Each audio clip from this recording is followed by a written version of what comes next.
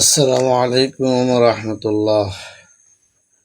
প্রিয় দেশবাসী, প্রিয় দেশের সর্বস্তরের জনগণের দৃষ্টি আকর্ষণ করছি, যারা যেখান থেকে ভিডিওটি দেখবেন সবার কাছে আমি হাত জোর করে বলছি, স্ক্রিনে দেওয়া এই মানুষটি গতকাল দুপুর 1টায় হারিয়ে গিয়েছে। আজ পর্যন্ত ওনাকে ওনার পরিবারের সদস্যরা খুঁজে বেড়াচ্ছে, এখনো পায়নি।